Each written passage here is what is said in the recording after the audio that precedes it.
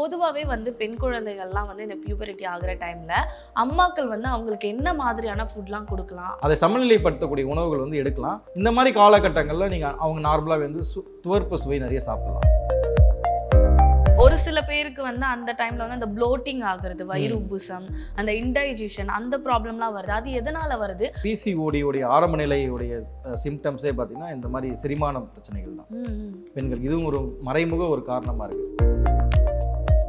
பெண்கள் வந்து அந்த ஏஜ் அட்டன் பண்ணதுக்கு அப்புறமா அவங்களோட ஹார்மோன் க்ரோத்க்காக ஸோ என்ன மாதிரியான ஃபுட்ஸ்லாம் எடுத்துக்கலாம் கரெக்டாக? அப்படி சொல்லக்கூடிய உணவுகள் பார்த்தா பாவக்காய்க்கு இருக்குது, கருவேப்பிலைக்கு இருக்குது, சுண்டைக்காய்க்கு இருக்குது. துவர்ப்பு சுவை மிகுந்த வாழைப்பூவுக்கு அந்த தன்மை இருக்குது. வாழைப்பூ வந்து ஒரு அபூர்வமான ஒரு விஷயம். அண்ட் இந்த காலகட்டத்தில் வந்து நிறைய பேரோட ஃபுட் ரொட்டீன்லாம் சேஞ்ச் ஆனதாலே வந்து மாதவிடாய் சுழற்சின்றது கரெக்டாக வரதில்லை அந்த ப்ராசஸ் டைமுக்கு. கண்டிப்பாக நடைப்பயிற்சி கண்டிப்பாக தேவை. வெறுமனே உணவு மட்டுமே நம்ம சொல்ல முடியாது. அவர்கள் உணவுக்கு ஏற்றால் போல் நடைப்பயிற்சி தேவை. வணக்கம். அண்ட் எப்படி இருக்கீங்க? நல்லா இருக்கு. Okay. And first of all உங்களை பார்த்த உடனே இந்த கேள்வி, பொதுவாகவே வந்து பெண் குழந்தைகள்லாம் வந்து இந்த பியூபரிட்டி ஆகிற டைமில் அம்மாக்கள் வந்து அவங்களுக்கு என்ன மாதிரியான ஃபுட்லாம் கொடுக்கலாம், அதனால என்ன மாதிரியான ஆரோக்கியம்லாம் அவங்களுக்கு கிடைக்கும்? பெண் குழந்தைகள் அப்படின்ற ஒரு விளையாட்டு பருவத்திலேருந்து அவங்க வந்து ஒரு 13-14 வயசில் வந்து முதல் முறையாக அந்த என்ன சொல்கிறதுனா அந்த டைமில் தான் வந்து பார்த்திங்கன்னா அந்த மாதவிடாய் ஏற்படக்கூடிய டைம். அந்த டைமில் வந்து பூப்படைதல் அப்படின்னு சொல்லுவாங்க. அந்த காலகட்டங்களில் வந்து ரொம்ப முக்கியமான ஒரு காலகட்டம். ஏன்னா அவங்களுக்கு வந்து ஒரு மன ரீதியாகவும் ஒரு உடல் ரீதியாகவும் அவர்களுடைய வாழ்வில் ஒரு பெண்ணுடைய வாழ்க்கையில் வந்து முதல் நிலையில் அந்த ஒரு மாற்றம் ஏற்படக்கூடிய ஒரு காலகட்டம்.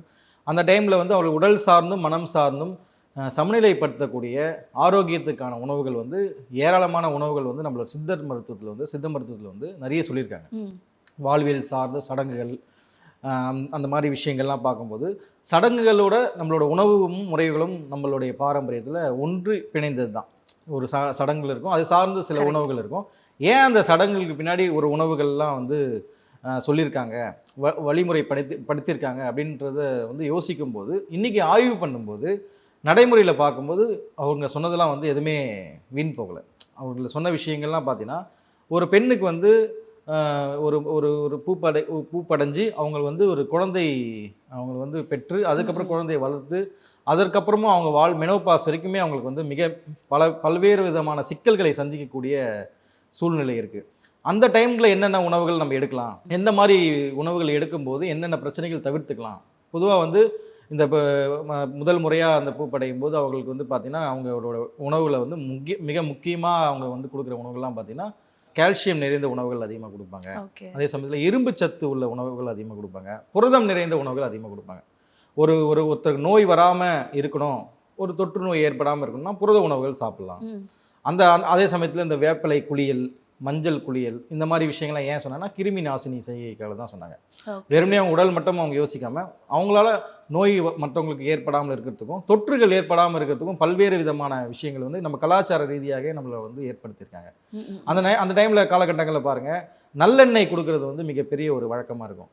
இன்றைக்கி வந்து அந்த நல்லெண்ணெய் கொடுக்கறது வந்து அந்த ஃபஸ்ட்டு ஏஜ் அட்டன் பண்ணும்போது கொடுக்குற ஒரு பொருளாகவே தான் இருக்குது இன்றைக்கி. அந்த நல்லெண்ணெய் அதுக்கப்புறம் அவங்க வாழ்க்கையில் நீங்கள் ஒரு ஒரு ஒரு 25 வயசு வரைக்கும் நீங்கள் கேட்டு பாருங்கள், அது அன்றைக்கி சாப்பிட்டதோடு சரி, அதுக்கப்புறம் நான் நல்லெண்ணெயை நான் பயன்படுத்தினதில்லை. அந்த நல்லெண்ணெய் ஏன் வந்து கொடுக்க சொன்னாங்க அப்படின்றதுக்கு பல்வேறு விஷயங்கள் இருக்குது. இன்றைக்கி இருக்கக்கூடிய நவீன மருத்துவத்தில் இருக்கிற ஆய்வுகள் வந்து வியக்கப்பட அளவுக்கு அதில் வந்து மிக முக்கியமான விஷயங்கள் இருக்குது. பெண்ணுக்கு வந்து நான் வந்து நார்மல் டெலிவரி வந்து ஆகணும்னா அந்த கூபகம் வந்து சமநிலையில் இருக்கணும். ஓகே. அந்த பெல்விக் போன் வந்து விரிவடைஞ்சால் தான் நார்மலாக வந்து அவங்களுக்கு வந்து நார்மல் டெலிவரி நடக்கும். அதுக்கு வந்து நீங்கள் நல்லெண்ணெய் வந்து மிக முக்கியமான பயனாக இருக்குது இன்றைக்கி. அந்த நல்லெண்ணெய் வந்து நம்ம அந்த காலகட்டங்களை எடுக்கும்போது கூபக எலும்புகளோட வளர்ச்சி வந்து அதிகமாக இருக்குது, கரெக்டாக இருக்குது அவங்களுக்கு. அதனால் வந்து அதுக்காக தான் வந்து அவர்கள் வந்து அதை வந்து பயன்படுத்தியிருக்காங்க. அந்த நல்லெண்ணெயை வந்து நார்மலாக வந்து அவங்க வந்து காலையில் வெறும் வயிற்றில் சாப்பிட சொல்லுவாங்க. அந்த நல்லெண்ணெய் அது மட்டும் அது வந்து செய்யலை. அவர்களுக்கு ஏற்படக்கூடிய தைராய்டு பிரச்சனையை சமநிலைப்படுத்தக்கூடிய தன்மையும் நல்லெண்ணெய்க்கு இருக்குது. ஹார்மோனல் இன்பேலன்ஸை சமநிலைப்படுத்தக்கூடிய தன்மை நல்லெண்ணெய்க்கு இருக்குது. செரிமான பிரச்சனையை சரி பண்ணக்கூடிய விஷயம் இருக்குது. அது இல்லாமல் அவர்களுக்கு எலும்புகளில் வலிமையை உண்டு பண்ணக்கூடிய தன்மை வந்து நல்லெண்ணெய்க்கு இருக்குது. பல்வேறு விதமான வந்து சத்துக்கள் நிறைந்த அந்த நல்லெண்ணெய் வந்து பயன்பாட்டுக்கு இன்றைக்கி வந்து பயன்பாட்டில் வந்து ரொம்ப குறைவாக இருக்குது. அந்த நல்லெண்ணெய் வந்து பயன்படுத்துறது ஒரு மிக முக்கியமான ஒரு விஷயம். அதுக்கப்புறம் அவர்கள் கொடுக்கக்கூடிய உணவுகள் ஒவ்வொரு உணவுகளாக இருக்கலாம். அந்த நாட்டுக்கோழி முட்டை வந்து அந்த டைமில் வந்து கொடுப்பாங்க. அது வந்து ரொம்ப மிகுந்த ஒரு கால்சியம் புரோட்டீன் இருக்குது. புரோட்டீன். அது வந்து இடுப்பு வலி வராமல் இருக்கிறதுக்காக கொடுக்குறது, சத்துக்காக கொடுக்குறது. நல்லெண்ணெய்க்கும் அந்த தன்மைக்கு இருக்குது. நல்லெண்ணெய் வந்து எடுக்கும்போது என்னென்னா அவர்களுக்கு கிராம்ஸ்லாம் வரும், அந்த டைமில் வந்து பெயின் இருக்கும், தூக்கம் இருக்காது. இந்த மாதிரி விஷயங்கள்லாம் குறையிறதுக்காக அந்த நல்லெண்ணெய் எடுக்கிறாங்க. அந்த கருப்பு உளுந்து, நல்லெண்ணெய், அப்புறமா நாட்டுக்கோழி முட்டை, இதெல்லாம் அவங்களோட உணவில் வந்து தினசரி அவர்களுக்கு வந்து கொடுக்கக்கூடிய விஷயமா இருக்குது. இது அது மட்டும் இல்லாமல் அது தொடர்ச்சியாக அவங்க கடைபிடிச்சுன்னு வந்தாங்கன்னா மாதம் மாதம் ஏற்படக்கூடிய மாதவிடாயில் எந்த பிரச்சனையும் இருக்காது. பிசிஓடி பிரச்சனையை வந்து தடுக்கக்கூடிய தன்மை வந்து இந்த கருப்பு உளுந்துக்கு இருக்குது. அந்த கருப்பு உளுந்து வந்து அவங்க வந்து கஞ்சியாக பயன்படுத்தலாம், களியாக பயன்படுத்தலாம். அது வந்து அதில் வந்து செய்யக்கூடிய உணவுகள் வந்து ரொம்ப மிக அபூர்வமான ஒரு உணவு. இந்த மாதிரி விஷயங்கள்லாம் அவங்க எடுக்கும்போது நார்மலாக அவர்களுக்கு வந்து மாதவிடாய் ஏற்படும்.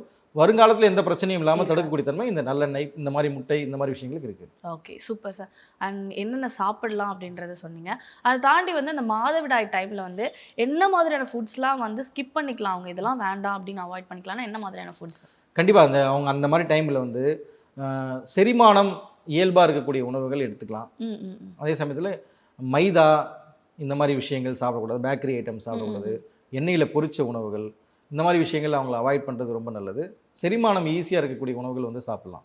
ஓகே. உதாரணமாக துரித உணவுகள் அதிகமாக அந்த டைமில் எடுத்துக்க தேவையில்லை. அவங்க வீட்டிலே சமைச்சு எந்த உணவாக இருந்தாலும் சாப்பிட்லாம். அதே சமயத்தில் காய்கறிகளில் வந்து அதிகமாக வந்து மந்தத்தை உண்டு பண்ணக்கூடிய கிழங்கு வகைகள் அதிகமாக எடுத்துக்க வேண்டாம். கார்போஹைட்ரேட் ஃபுட் வந்து அதிகமாக 3 வேளையுமே அவங்க சாப்பிடக்கூடாது.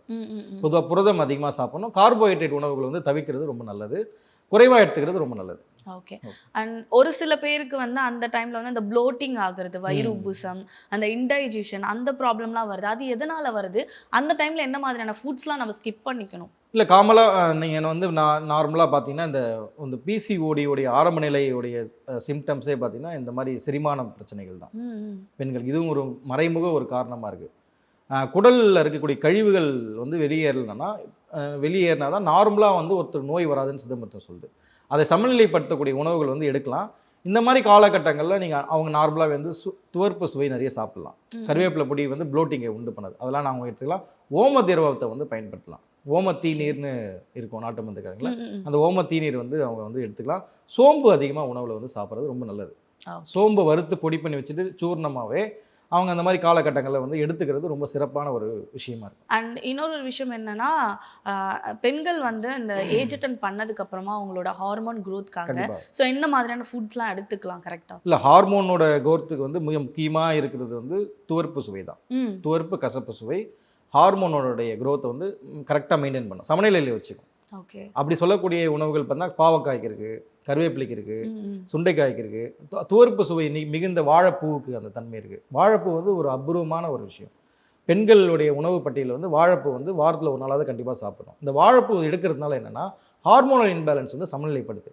ஓகே. இந்த 2 ஹார்மோன் தான் மிக முக்கியமாக ரோல் பண்ணுது பிசிஓடி வராமல் இருக்குது. அந்த ஃபாலிகுலர் ஸ்டிமுலேட்டிங் ஹார்மோனும் லியூட்டினேசிங் ஹார்மோனும் வந்து சமநிலை இல்லைனா தான் அவங்களுக்கு வந்து பிசிஓடி ப்ராப்ளம் வந்து வருதுன்றது ஆய்வு சொல்லுது.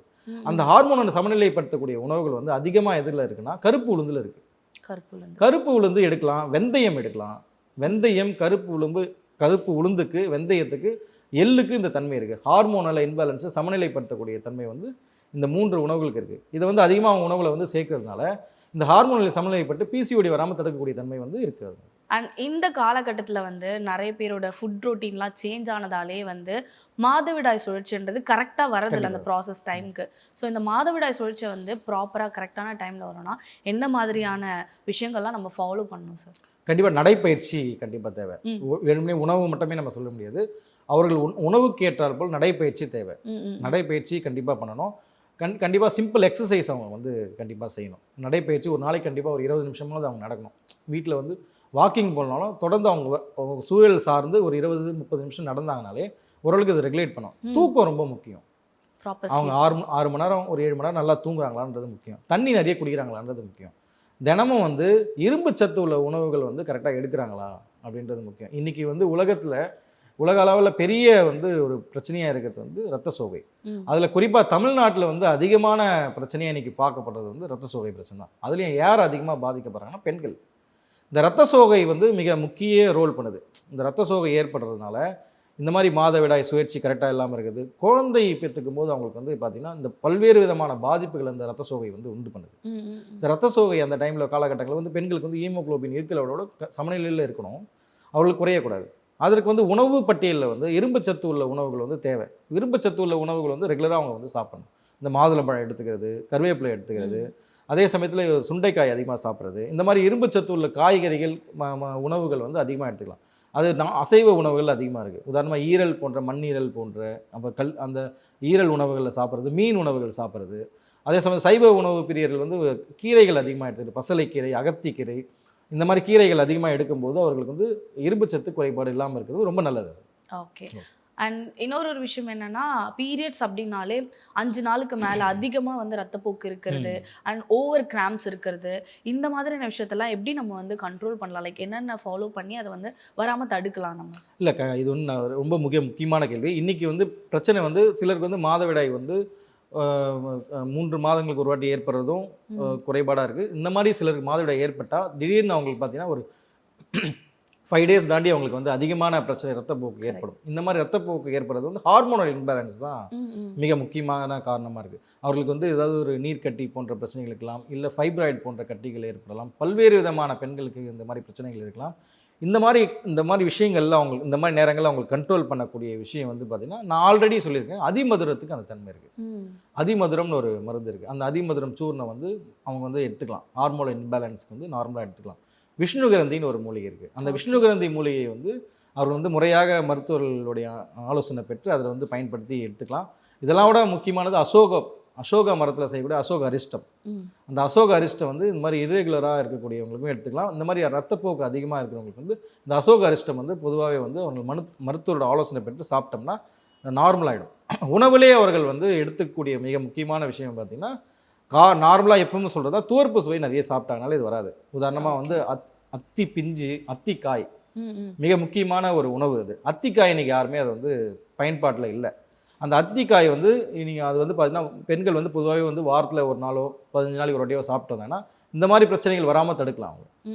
இல்லை அவர்களுக்கு எந்த மாதிரி பிரச்சனைகள் ஏற்படுதுன்றதை நாடியோட அளவு பார்த்து அவர்களுக்கு வந்து சில மருத்துவ ஆய்வுகள்லாம் செய்து உள்ளே வேறு ஏதாவது அவங்களுக்கு வந்து கர்ப்பப்பையில் புண்கள் இருக்கோ, வேறு ஏதாவது கட்டிகள் இருக்கோ, ஏதாவது பார்த்து செக் பண்ணிவிட்டு அதற்கேற்ற மாதிரி மருந்துகள் கொடுத்தாங்கன்னா கண்டிப்பாக சரியாகும். என்ன காரணம்னு தெரியாமல் ஒவ்வொருத்தருக்கும் நம்ம ஒரு விஷயத்தை ஆலோசனைக்கு நம்ம கொடுக்க முடியாது. அண்ட் அத்திக்காயை பற்றி சொன்னீங்க. அத்திக்காய் வந்து பெரும்பாலும் கிடைக்கிறது இல்லை. சூப்பர் மார்க்கெட் போனால் அத்தி ட்ரை ஃப்ரூட்ஸும் அத்தி பழமும் கிடைக்குது. ஸோ அது எது சாப்பிடலாம் பெரும்பாலும்? பொதுவாகவே வந்து நம்ம கால சூழ்நிலைக்கு ஏற்றாற்போல் எது நமக்கு வந்து கிடைக்குதோ அதெல்லாம் பயன்படுத்த முடியும். ஆனால் வந்து இப்போ அத்தி காய் கிடைக்காத பட்சத்தில் வந்து அத்தி மரத்துலேருந்து கீழே பார்த்தீங்கன்னா அந்த பழம் பழுத்து விழுந்திருக்கும். அது வந்து தொப்புன்னு விழுந்திருக்கும், இல்லை அணில் கடிச்சிருக்கும், அந்த மாதிரிலாம் விழுந்திருக்கும். சிலர் வந்து அதை வந்து எடுத்து வந்து பதப்படுத்தி கடைகள்லாம் விற்கிறாங்க. அத்தி பழமாக விற்கிறாங்க, ட்ரையாகவும் விற்கிறாங்க. ரெண்டுமே மருத்துவ குணம் நிறைந்தது தான். அத்தி பழத்துக்கும் என்ன மருத்துவ குணம் இருக்கோ அத்தி பழத்தோட ட்ரை ஃப்ரூட்ஸ்க்கும் அதே மருத்துவ குணம் இருக்குது. அந்த எப்பவுமே ஃப்ரெஷ்ஷாக கிடைக்கிற அந்த பழங்களுக்கு வந்து மருத்துவ குணமும் அதில் இருக்கக்கூடிய ஆன்டி ஆக்சிடென்ட்ஸும் நிறைய இருக்குது. அது வந்து பார்த்திங்கன்னா அதுதான் எப்பவுமே நம்ம சித்த மருத்துவம் சொல்லுது. ட்ரை ஃப்ரூட்ஸாக நம்ம சாப்பிடும்போது என்னென்னா அதிலோட பலன் இருக்குது. அந்த பலன் பார்த்திங்கன்னா பெண்களுக்கு வந்து ரத்த சோகையை போகக்கூடிய தன்மை வந்து அத்திப்பழத்துக்கு இருக்குது. அந்த ட்ரை ஃப்ரூட்ஸாக எடுத்துக்கும் போது பொதுவாக வந்து அந்த ஜூஸ் வடிவிலலாம் நிறைய பேர் சாப்பிட்றாங்க அத்திப்பழம் ஜூஸ். அதோட அந்த அத்திப்பழத்தோட ட்ரை ஃப்ரூட்ஸ் வந்து தினம் 2 கூட அவங்க வந்து நல்லா மென்று சாப்பிடும்போது அவங்க சத்து வந்து எப்பவுமே கிடைக்கும். ஒரு ஜூஸாக ஒரு விஷயம் குடிக்கிறதுக்கும் மென்று சாப்பிட்றதுக்கும் அந்த சத்து வந்து நிறைய இருக்குது. அந்த அத்திப்பழம் ட்ரை ஃப்ரூட்ஸ் வந்து தாராளமாக பெண்கள் வந்து எடுத்துக்கலாம். ரத்த சோகை வந்து இல்லாமல் தடுக்கக்கூடிய தன்மை இருக்குது. மன ரீதியான பல்வேறு சிக்கல்களை சரி பண்ணக்கூடிய தன்மை வந்து இனிப்பு சுவைக்கு எப்பவுமே இருக்கும். இனிப்பு சுவை வந்து பார்த்திங்கன்னா நம்மளுடைய உடம்புல வந்து ஹார்மோனில் வந்து எப்பவுமே வந்து மகிழ்ச்சியான ஹார்மோனை வந்து செரோட்டோனின் அந்த டோப்பமைன் அந்த ஹார்மோனில் வந்து சமநிலைப்படுத்தக்கூடிய தன்மை வந்து அந்த இனிப்பு சுவைக்கு இருக்குது. ஓகே. அண்ட் நல்லெண்ணெய் பற்றி சொல்லியிருந்தீங்க. நல்லெண்ணெய் வந்து எப்போ எடுத்துக்கலாம்? ஸோ அது வந்து எவ்வளோ எடுத்துக்கணும் சார்? நல்லெண்ணெய் வந்து பொதுவாகவே வந்து இன்றைக்கி வந்து சமையலில் வந்து பல பேர் வந்து பிரதானமாக பயன்படுத்துகிறாங்க. நல்லெண்ணெய் வந்து அந்த உணவு மூலயமா சமையலில் நம்ம வந்து எடுத்துக்கலாம். வாரத்தில் 2 நாள் 3 நாள் நம்ம எடுத்துக்கலாம். இதனால் என்னென்னா இருதயம் சார்ந்த நோய்கள் வராமல் தடுக்கக்கூடிய தன்மை இருக்குது. எல்டிஎல்னு சொல்லுவாங்க, கெட்ட கொலஸ்ட்ரால். அது வந்து தடுக்கக்கூடிய தன்மை வந்து நல்லெண்ணெய்க்கு இருக்குது. நம்ம நல்லெண்ணெய் என்ன சொல்லுவாங்கன்னா இருக்கிற எண்ணெய்களே வந்து சிறந்த எண்ணெய்ன்னு சொல்லுவாங்க. அதான் எள்ளெண்ணெய். அந்த நல்லெண்ணெய் தான் வந்து நம்மளுடைய ட்ரெடிஷ்னலாக நமக்கு வந்து பயன்படுத்தியிருந்தது வந்து பாரம்பரியமாக முன்னாடி வந்து சங்க இலக்கியங்கள் வந்து எள்ளு பற்றியான நிறைய தகவல்கள் இருக்குது. அந்த மாதிரி காலகட்டங்களில் பயன்படுத்தின இன்னைக்கு வரைக்கும் அதை வந்து மக்கள் வந்து கொஞ்ச நாள் பயன்படுத்தாமல் இருந்தாங்க. இப்போ திரும்ப நல்லெண்ணெய் வந்து அதிகமாக பயன்படுத்துறாங்க. செக்கில் ஆட்டின நல்லெண்ணெய் வந்து அவங்க பயன்படுத்துறது மூலிமா மூட்டு வலி வராமல் தடுக்கக்கூடிய தன்மை இருக்குது. ஓகே. ரெகுலராக உணவில் அவங்க சாப்பிட்டாங்கன்னா வாதம் அப்படின்னு சொல்லக்கூடிய தன்மை, வாதம் நிலையில் ஒரு வாதம் வந்து நாடியில் வந்து சமநிலையில் இல்லை, ஒருத்தருக்கு அதிகமாகுது இல்லை குறையுது அப்படின்றது வந்து இருக்கும்போது அவங்க நோய் ஏற்படுது. ஓகே. அதை சமநிலைப்படுத்தக்கூடிய தன்மை வந்து நல்லெண்ணெய்க்கு இருக்குது. அது வந்து நோய் வராமல் தடுக்கிற தன்மை இருக்குது, நோயாளிகளும் எடுத்துக்கூடிய தன்மை இருக்குது. அது வந்து ஒரு எல்லா குழந்தைங்க வந்து நார்மலாக நல்லெண்ணெய் வந்து ஒரு துளி 2 துளி, ஒரு வயது உள்ள குழந்தைங்களும் 1 துளி 2 துளி வந்து ஏதாவது கஞ்சிலையோ ஏதாவது அவங்களுக்கு கொடுக்குற உணவுலையோ வந்து தேங்காய் எண்ணெய் நெய் கொடுப்பாங்க. அதுக்கு பதிலாக நல்லெண்ணெய் சேர்த்து கூட கொடுக்கலாம். அந்த மாதிரி கொடுக்கலாம். ஒரு 5 வயது உள்ளவங்க வந்து ஒரு 5 துளி சாப்பிட்லாம். ஓகே. ஒரு வயது குழந்தைங்க வந்து 1 துளி 2 துளி சாப்பிட்லாம். 5 வயது இருக்கிறவங்க வந்து ஒரு 5 துளி அது எடுத்துக்கலாம். இதுவே வந்து ஒரு ஒரு 15 வயசுக்கு மேலே இருக்கிறவங்க வந்து 1 ஸ்பூன் 2 ஸ்பூன் சாப்பிட்லாம். ஃபுட்லேயே நான் தினசரி உணவில் வந்து அதை சேர்த்து சாப்பிட்லாம். அவன் நார்மலாகவே வெறும் வயிற்றில் நல்லெண்ணெயை வந்து எடுத்துக்கலாம். 1 ஸ்பூன் கூட குடிக்கலாம் அது நல்லெண்ணெய். ஏன்னா தைராய்டு பிரச்சனை தடுக்கக்கூடிய தன்மை நல்லெண்ணெய்க்கு இருக்குது. ஓகே. பெரும்பாலும் மூட்டு வலி இருக்கிறவங்க என்ன பண்ணுவாங்க, நல்லெண்ணெயை வந்து மூட்டுகளில் ஜாயிண்ட்டுகளில் தடவிட்டு எண்ணெய் குழிகளும் எடுப்பாங்க. இதுவும் வந்து ஒரு சிறந்த ஒரு முறை. அதேபோல் நல்லெண்ணெய் வந்து இதுக்கு மட்டும் பயன்படுத்தலை, அவர்கள் வந்து சரும ஆரோக்கியத்திற்கு பெண்கள் வந்து அதை எடுத்துக்கலாம். முகம் வந்து பொலிவு வேணும், நம்ம ஆரோக்கியமாக இருக்கணும் அப்படின்றவங்களுக்கு வந்து இந்த நல்லெண்ணெய் வந்து பயன்படுத்தலாம். இதில் பல்வேறு விதமான மகத்துவம் வந்து நல்லெண்ணெயில் இருக்குது. ஒரு விஷயத்தை மட்டும் சரிப்பில்லை. அதனால தான் இருக்கிற எண்ணெய்கள்லேயே வந்து இன்றைக்கி இருக்கக்கூடிய எண்ணெய்களே வந்து நல்லெண்ணெய் தான் சிறந்த எண்ணெய் அப்படின்னு சித்த மருத்துவம் சொல்லுது. ஓகே. பொதுவாகவே வந்து நல்லெண்ணெய் வந்து இந்த பியூபர்ட்டி டைமில் வந்து பெண்கள் வந்து காலையில் ஒரு வெறும் வயிற்றில் ஒரு ஸ்பூன் 2 ஸ்பூன் சாப்பிட்லாம். அது ஒரு 11 நாள் சடங்கு. அந்த டைமில் வந்து பார்த்திங்கன்னா இந்த உணவுகள்லாம் கொடுப்பாங்க. நல்லெண்ணெய், இந்த நாட்டுக்கோழி முட்டை, உளுந்து, இந்த மாதிரி வெல்லம், இந்த மாதிரி விஷயங்கள்லாம் கொடுப்பாங்க. அந்த டைமில் நல்லெண்ணெய் வந்து வெறும் வயிற்றில் இதை சாப்பிட்லாம். அது இல்லாமல் அந்த டைமில் மட்டும்தான் சாப்பிடணும்னு இல்லை, 11 நாள் சடங்கோடு முடிச்சிடக்கூடாது இந்த நல்லெண்ணெய் வந்து. அதுக்கப்புறமும் அவங்க உணவில் வந்து ரெகுலராக அதை எடுக்கும்போது பல்வேறு விதமான நோய்கள் வந்து சரியாகுது, வராமல் தடுக்குது. இதை நீங்கள் வந்து பயன்படுத்தி பார்க்கலாம். And thank you sir. இந்த மாதவிடாய் காலத்தில் வர பிரச்சனைகளும் என்ன மாதிரி வந்து அதை நம்ம மெயின்டைன் பண்ணலாம் அப்படின்றது குழந்தைகளுக்கும் அண்ட் வந்து தாய்மார்களுக்கும் ரொம்பவே யூஸ்ஃபுல்லாக இருக்கும்னு நினைக்கிறேன். இதே மாதிரி ஒரு நெக்ஸ்ட் எபிசோடில் நான் உங்களை மீட் பண்ணுறேன் சார். நன்றி சார். தேங்க்யூ.